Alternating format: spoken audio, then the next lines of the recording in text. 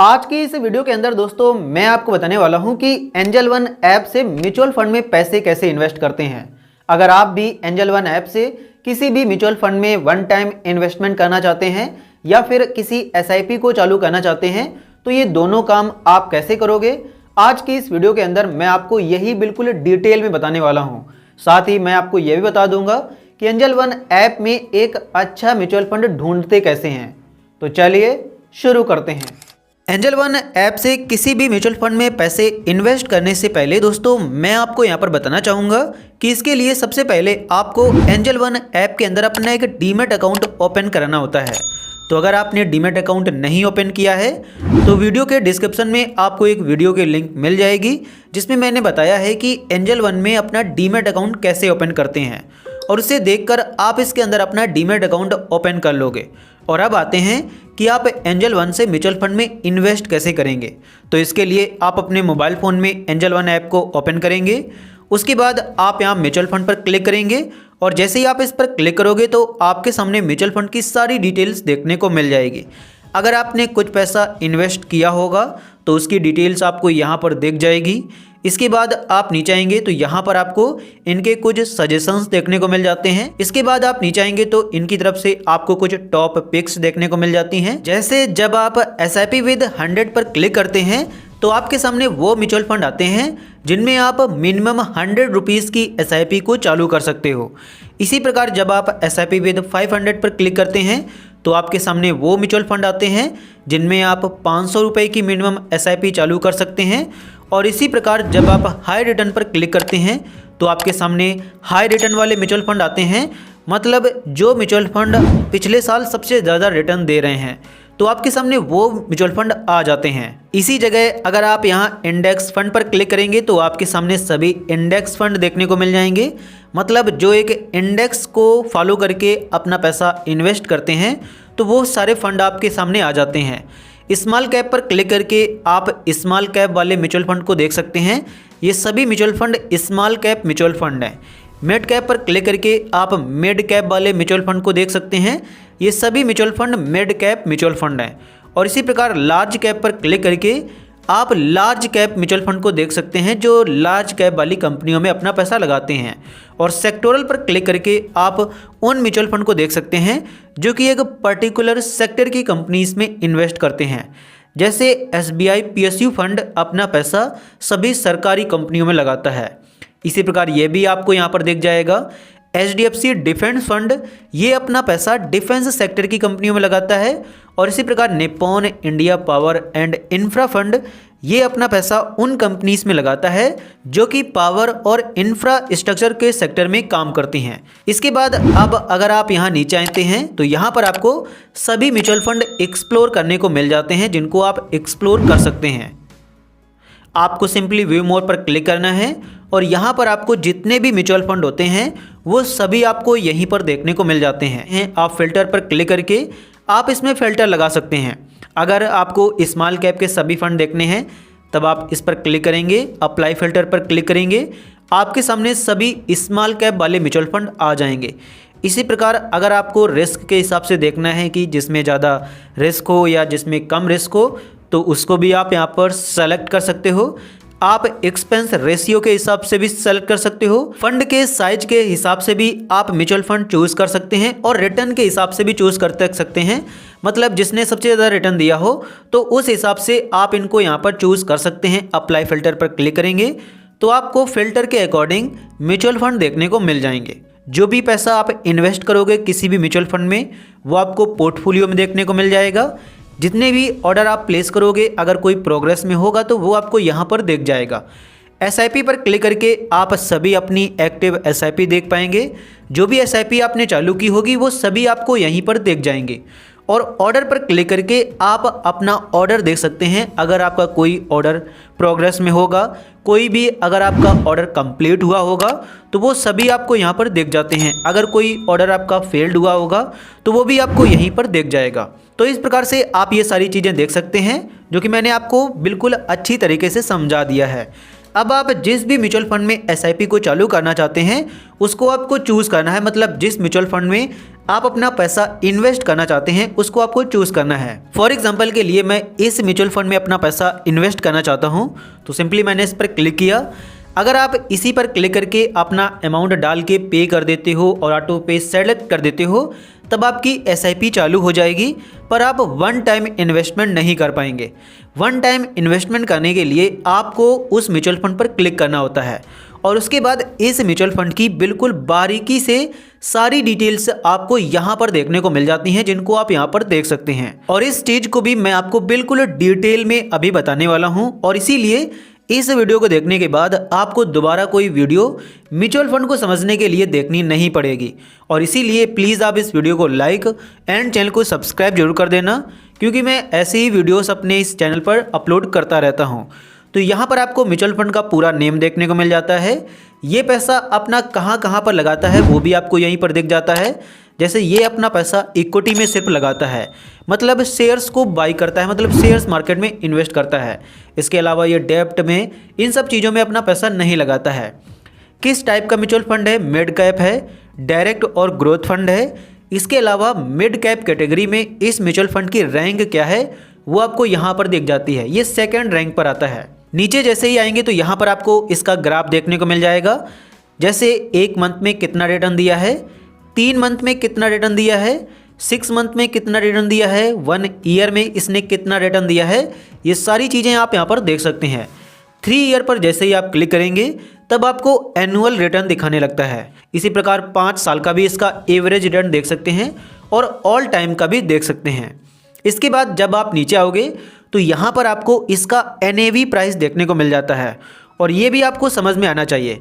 दरअसल NAV जो होता है वो इसका प्राइस होता है। जैसे अभी मैं आपको यहाँ पर दिखाऊं कि अभी इसका NAV प्राइस 30 अक्टूबर को इतना था, फिर इसका नीचे आ गया है, फिर अभी ये बढ़ा है। तो ये जो NAV प्राइस होता है ये इसके यूनिट्स का करंट प्राइस होता है।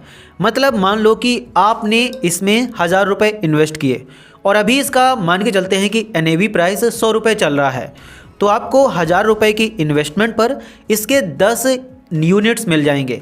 मतलब NAV को यूनिट्स ही कहते हैं। तो आपको 100 रुपये के भाव पर इसके 10 यूनिट मिल जाएंगे, और जैसे जैसे इसका NAV प्राइस बढ़ेगा, मतलब 200 चला जाता है, तो आपकी इन्वेस्टमेंट वैल्यू भी बढ़ जाएगी, क्योंकि जो आपको 10 यूनिट मिले थे जो कि आपको 1000 रुपये में मिले थे उनका प्राइस बढ़ गया है, क्योंकि 200 रुपये हो गया है, तो अब आपकी इन्वेस्टमेंट की वैल्यू 2000 रुपये हो गई है। तो यही दोस्तों NAV प्राइस होता है। मतलब जिस प्रकार से किसी स्टॉक का प्राइस होता है उसी प्रकार से एक म्यूचुअल फंड का भी प्राइस होता है। आप यहाँ पर देख सकते हैं कि इस म्यूचुअल फंड में अगर आप SIP चालू करेंगे तो मिनिमम आपको कितने रुपए की SIP चालू करनी होगी। इसी के जैसे जो और भी फंड हैं वो आप यहाँ पर देख सकते हैं सिमिलर फंड में, मतलब मिड कैप कैटेगरी में जो भी फंड आते हैं वो आपको यहाँ पर दिख जाते हैं। कैलकुलेट योर रिटर्न पर क्लिक करके आप मतलब यहाँ पर आकर अपना रिटर्न कैलकुलेट कर सकते हैं।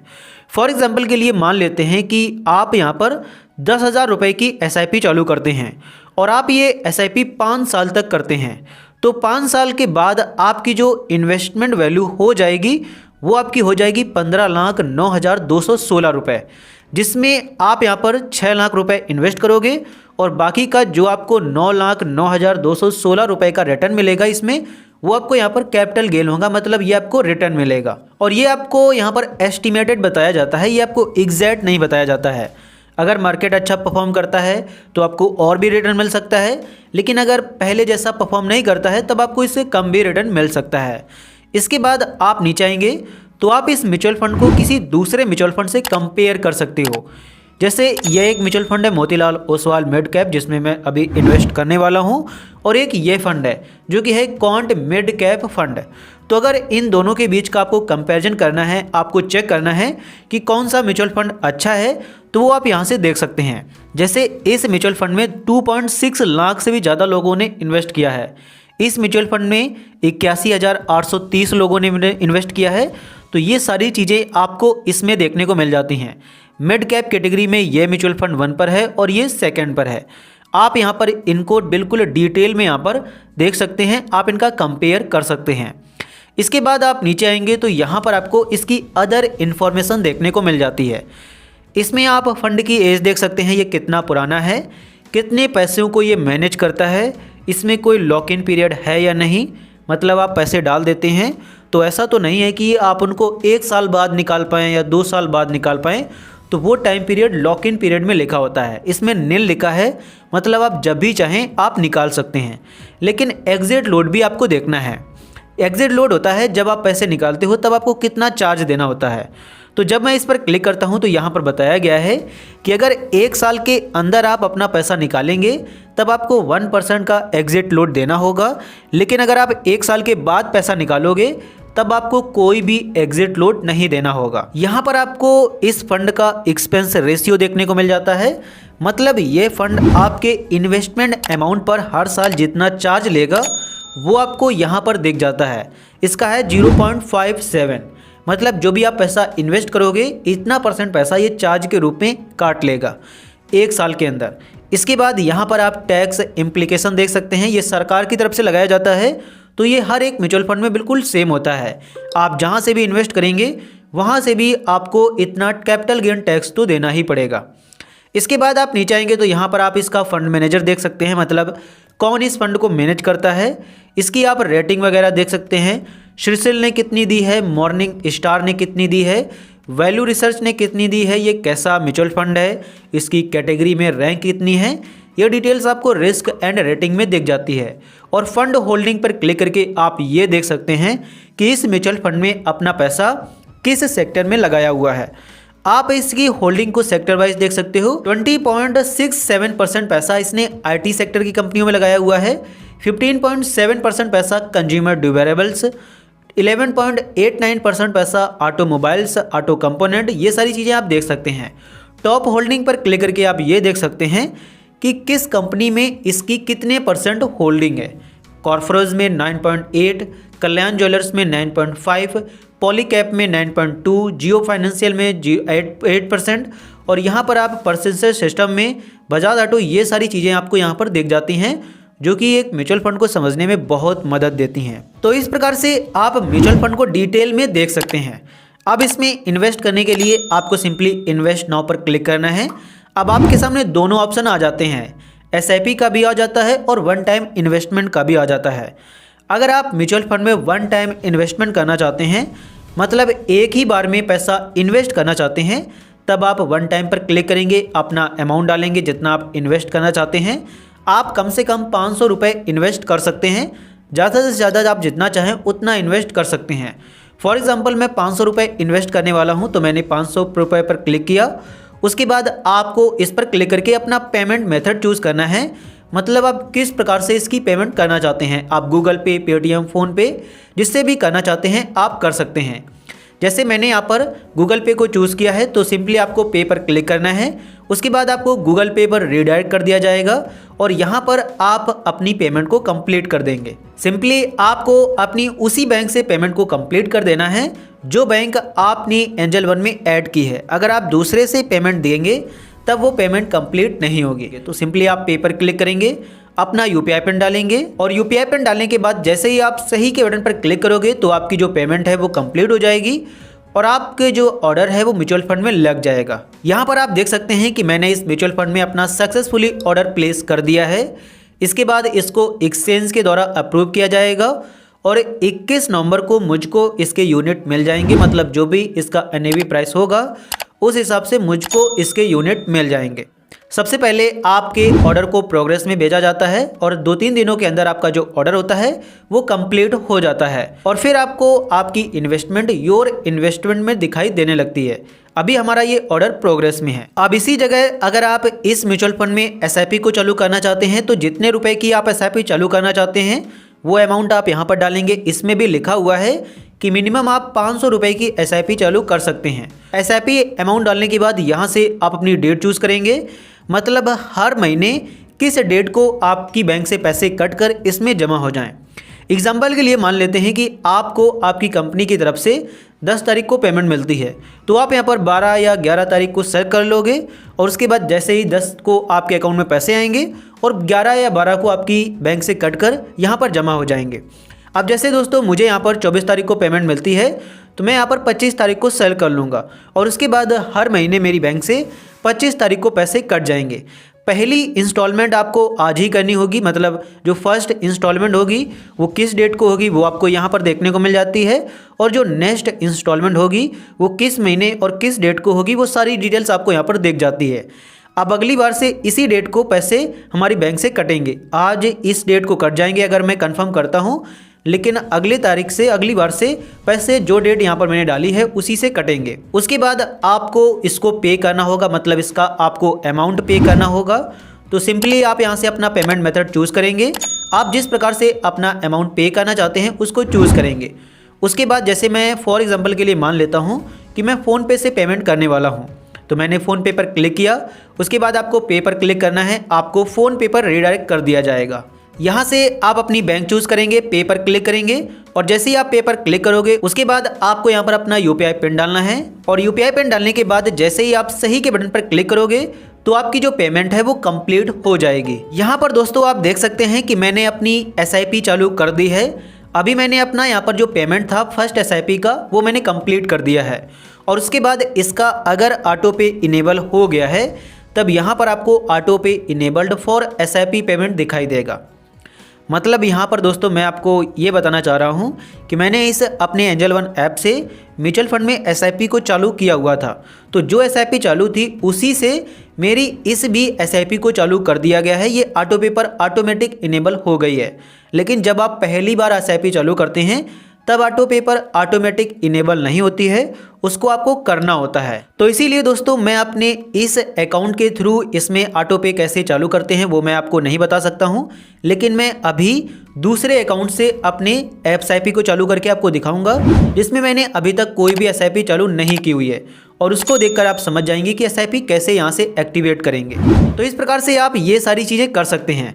जब आप किसी भी म्यूचुअल फंड में अपना ऑर्डर प्लेस करते हैं तो उसका जो फर्स्ट इंस्टॉलमेंट होती है वो तुरंत यहाँ पर जमा हो जाती है, लेकिन जो आगे की पेमेंट्स हैं वो ऑटोमेटिक यहाँ पर कंप्लीट हो जाएं तो उसके लिए आपको इसको ऑटो पे पर सेट करना होता है। मतलब आगे की जो भी 25 तारीख दिसंबर को इंस्टॉलमेंट जमा होनी है वो ऑटोमेटिक जमा हो जाए, इसके लिए आपको इसको ऑटो पे पर सेट करना होगा। तो ऑटो पे पर सेट करने के लिए आप यहाँ सेटअप ऑटो पे पर क्लिक करोगे। जैसे ही आप इस पर क्लिक करोगे आपके सामने ऑटो पे पर इसको सेट करने के सभी ऑप्शन आ जाएंगे। आप गूगल पे, फ़ोन पे, यूपीआई या फिर डेबिट कार्ड या नेट बैंकिंग से इसको ऑटो पे पर सेट कर सकते हैं।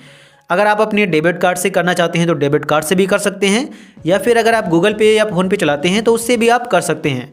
जैसे मैं गूगल पे से करने वाला हूं तो मैंने गूगल पे पर सेलेक्ट किया। उसके बाद अब आपको यहाँ पर अपनी बैंक चूज़ करनी होती है। अगर आपने 2 बैंकें अपने एंजल वन में ऐड की हैं तो आप जिस बैंक से यहाँ पर सेल करोगे उसी से आपको यहाँ पर ऑटो पे पर सेट करना होगा। अगर आप दूसरी से करेंगे तो आपका ऑटो पे चालू नहीं होगा। जैसे मैं एसबीआई से ही करने वाला हूँ तो मैंने इसी को यहाँ पर सेलेक्ट कर लिया है। उसके बाद आपको यहाँ पर सिंपली प्रोसीड पर क्लिक कर देना है, आपको उस ऐप पर रीडायरेक्ट कर दिया जाएगा। और उसके बाद यहाँ पर आप कंटिन्यू पर क्लिक करके अपनी पेमेंट को अपनी बैंक से कंप्लीट कर देंगे। ये हमारी बैंक है जो कि मैंने यहाँ पर ऐड की थी। और उसके बाद सेटअप ऑटो पे पर क्लिक करके आपको यहाँ पर एक बार यूपीआई पिन डालना होगा और आपका ऑटो पे सेट हो जाएगा। लेकिन यहाँ पर आपको 1 लाख रुपया दिखाई दे रहा है, तो इससे आपको गड़बड़ाना नहीं है। मैं आपको अभी आगे बताऊँगा कि इसका क्या मतलब है। तो सिंपली आप सेटअप ऑटो पे पर क्लिक करेंगे, अपना यूपीआई पिन डालेंगे। यूपीआई पिन डालने के बाद जैसे ही आप सही के बटन पर क्लिक करोगे तो आपका जो ऑटो पे है वो सक्सेसफुली सेट हो जाएगा। यहाँ पर आप देख सकते हैं कि ऑटो पे सक्सेसफुली सेट हो गया है। और उसके बाद आपको एंजल वन पर रीडायरेक्ट कर दिया जाएगा। यहाँ पर आप देख सकते हैं कि ऑटो पे सेट हो चुका है। तो इस प्रकार से दोस्तों आप किसी भी म्यूचुअल फंड में ऑटो पे को चालू कर देते हैं। आप जो यहाँ पर 1 लाख रुपए वहाँ पर वो दिखा रहा था वो आपकी बैंक से कटते नहीं हैं, वो उस ऑटो पे की एक मैक्सिमम लिमिट होती है। एग्जाम्पल के लिए यहाँ पर मैं अगर इसका अमाउंट जो एसआईपी अमाउंट है इसको मैं इन केस मान के चलते हैं कि 500 रुपये से बढ़ाकर मैं 5000 रुपये कर देता हूँ, तो मुझको फिर से ऑटो पे सेट नहीं करना होगा क्योंकि मैक्सिमम लिमिट वहाँ पर मैंने 1 लाख सेट कर दी है।